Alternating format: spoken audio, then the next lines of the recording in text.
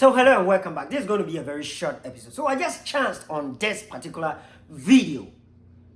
Let's take a look. Nous avons décidé cette année d'accompagner les producteurs. Le ministère avait déjà engagé un processus de labour gratuit de 64 000 hectares dans toutes les régions. En plus de ça, donc, nous avons décidé d'acquérir environ un demi-millier de tracteurs. Pour cette saison, il faut le dire que ces tracteurs seront utilisés pour labourer gratuitement les... Wow, this is absolutely insane. Insanely good.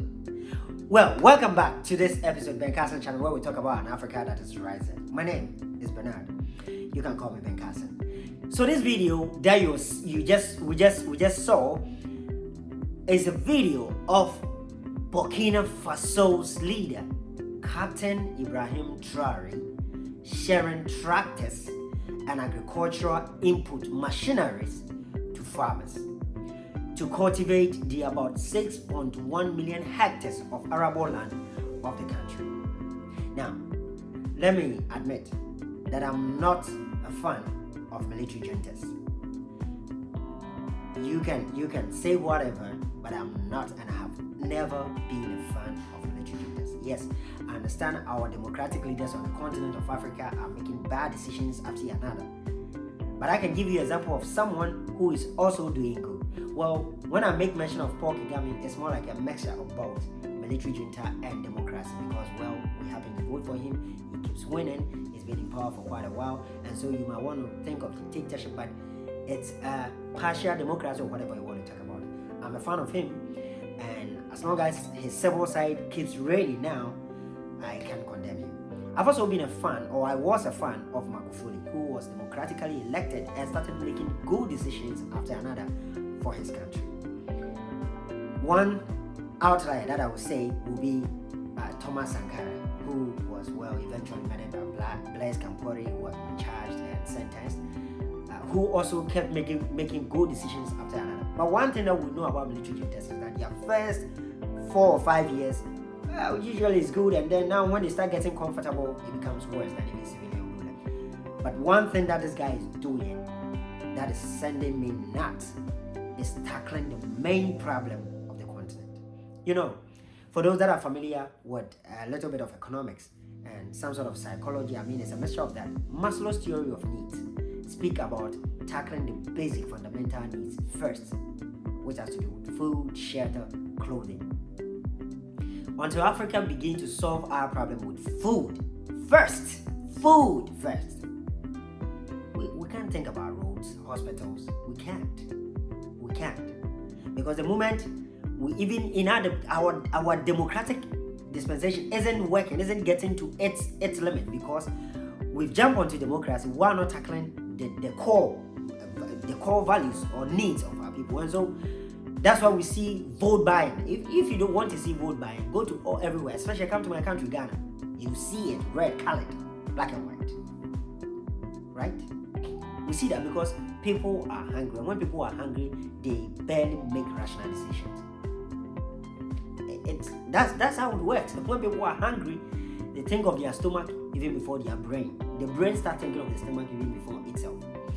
And so whoever feeds you, I think Thomas Sankara said, Kwame Nkrumah said it, sort of controls you. We've depended so much on China now, depended so much on Japan now, depended so much on Europe now, to the point that our leaders keep making bad decisions after another because we keep acting as if we are hungry.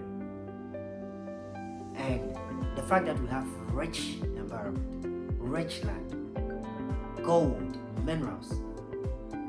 Let's put the mineral part aside. Let's tackle food.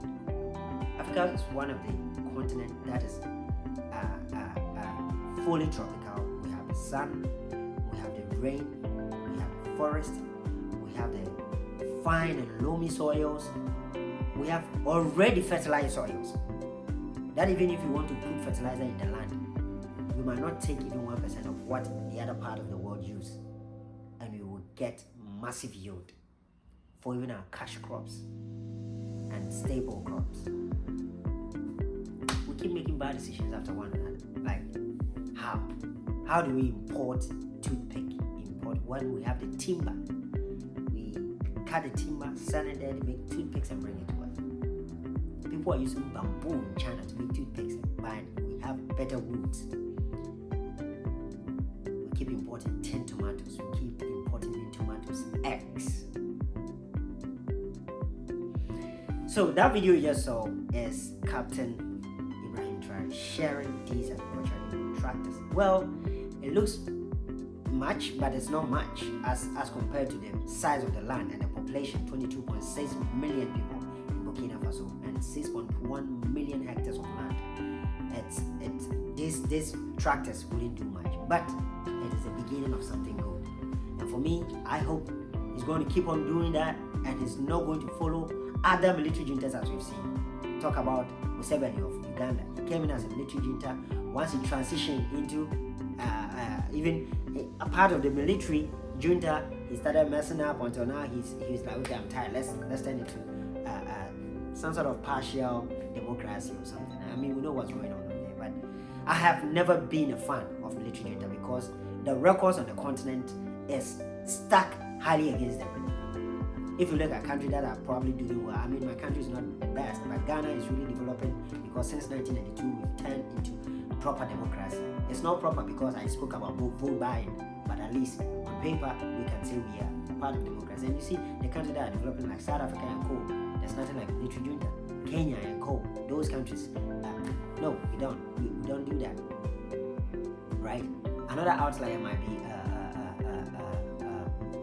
the disposed leader of Libya.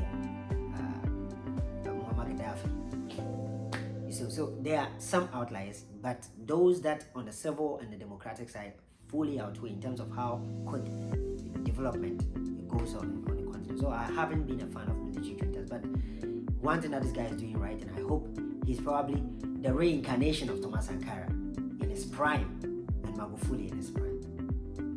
African leaders, I hope you are watching. With the African Continental Free Trade Area, keep growing the crops in Burkina Faso and you get a fresh market. You don't even need to transport it to Europe or China or anywhere. You will get market. Africa has about 1.2 billion population. There's nothing that you grow that would, we can buy it off you. So keep growing it. The cashews, the tomatoes, the coconuts, the plantains, the yams, keep growing it, brother. And I hope my country, Ghana, is watching. This is what we need. Manufacturing those luxury cars and real estate wouldn't work. That's not what we need. Set up factories that are manufacturing some of these agricultural inputs. The Kojosafo, Kantanka, and Co. Please, those cars that you are manufacturing, only a few, and I learned they are very expensive. Manufacture agricultural inputs in large quantities, affordable ones. Those tricycles that farmers use to carry their crops from farms. That's what we need. Please, something that can navigate those wavy paths that takes them to their farms, that sneaky roads that takes people to their farms, cars, tricycles that they can use to go there, bring the crops home. I remember when I was a kid, we have a lot of crops that we've harvested in the farm, but we are just a few to carry them. How much can I carry as an 8-year-old boy, 10-year-old boy? So I carry maybe one sack of plantain, and then it's done. The rest rot in the farm. We need this. I'm so impressed, and I'm not going to say I'm praising him, but that initiative itself, and I hope he keeps doing that. Maybe he's Thomas Sankara reincarnated, and we need that. I'm just going to end here. I said it was a short video. I just wanted you to know what has just happened in Burkina Faso. So if your president is watching, I'm coming after him.